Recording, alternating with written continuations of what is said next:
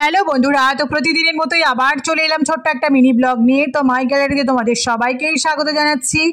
তো দেখো, এটা বুধবারের একটা ছোট মিনি ব্লগ। তো ঘুম থেকে উঠে গেছি, তো উঠে ভাবলাম একটু চা খেয়ে নিয়ে। আর ছেলের স্কুলে ফোন করেছিলাম, বললো স্কুল ছুটি, কারণ ওদের ওখানেও জল জমেছে আর এখানকার অবস্থা খুবই খারাপ, জল জল চারিদিকে। তো মনে হচ্ছে দেখো আগমনী সুর আসতে না আসতে বিষাদের সুর বেজে গেছে। তো দেখো একটু ভাবলাম একটু রান্না করিনি, কারণ মনটা ভালো লাগছিল না। তো রান্না যারা ভালোবাসো তারা অবশ্যই রান্না করলে মন ভালো হয়ে যায়। তো সেই জন্য দেখো রান্না করে নিচ্ছি। তো আজকে একটুখানি স্পেশাল মেনু করব। তো দেখো পনির বাটার মশলা করব, তো সেই জন্য পনিরটাকে ভালো করে ভাজা ভাজা করে নিয়েছি। আর ক্যাপসিকামও দেবো, সেই জন্য ক্যাপসিকামটাকেও ভেজে নিয়েছি। আর দেখো মশলা রেডি করেছি। একটা এখানে ছিল কাজু বাদাম, জিরে দিয়েছি, আদা দিয়েছি, আর একটা টমেটো দিয়েছি, আর কাজু দিয়েছি কয়েকটা। তো এটা দিয়ে পেস্ট করে দেখো গোটা গরম মশলা ফোড়ন দিয়েছি, জিরে ফোড়ন দিয়েছি, তারপরে পেস্টটাকে দিয়ে ভালো করে নাড়াচাড়া করেছি। আর তেল ছাড়া পর্যন্ত ওয়েট করার পরে দেখো এখানে দিয়েছি লবণ আর হলুদ। দেওয়ার পরে দেখো দুধ দেবো, কারণ এটা একদম দুধ দিয়ে করব, জল দেবো না।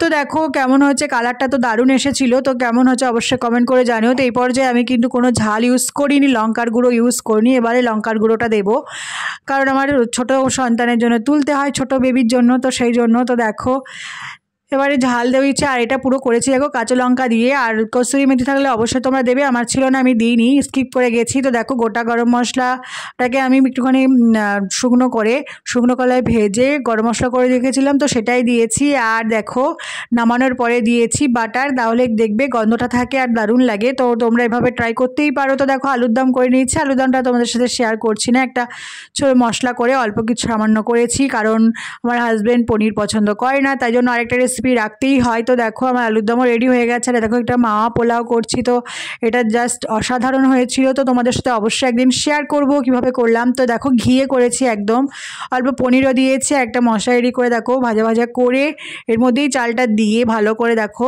রেডি করে নিয়েছি। আর কেমন হচ্ছে অবশ্যই কমেন্ট করে জানিও। তো দেখো এটাই ছিল লাস্ট লুক।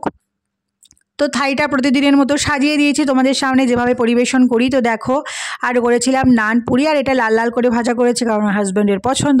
তো থালিটা ছিল এটাই। তো খাওয়ার পরে দেখো অনেকক্ষণ ঘুমিয়ে নিয়েছি, আর ঘুম থেকে উঠতে দেরি হয়েছে। তো ছেলে তখনও ঘুমাচ্ছে। দেখো এদিকে বাইরে বৃষ্টি পড়ছে, মানে অবস্থা খুবই খারাপ। আজকে তৃতীয়া, এই অবস্থা, তাহলে কি হবে পুজোয় জানি না। তো যাই হোক, ঘুম থেকে ওঠার পরে খিদে পেয়েছিল। আর তোমাদের কার কার এমন হয় অবশ্যই কমেন্ট করে জানিও। আমার তো ঘুমালেই ঘুম থেকে উঠে খিদে পেয়ে যায়। তো সেই জন্য ভাবলাম এখন নিরামিষ চলছে, কি খাবো, তাই ভাবলাম মুড়ি খাই। তো দেখো মুড়ি দিয়ে চা খেয়ে নিলাম, আর এটাই হচ্ছে বেস্ট, বাঙালির প্রিয়। তো যাই হোক দেখো, আর রাতের খাবার রেডি করব ঝটপট করে, কারণ ওর বাবা কালকে ভোরে বেরোবে। তো দেখো রাতের খাবার রেডি করে নিয়েছি। কেমন হচ্ছে অবশ্যই কমেন্ট করে জানিও। তন্দুরি রুটি করেছিলাম, যেটা আমার খুবই ফেভারিট।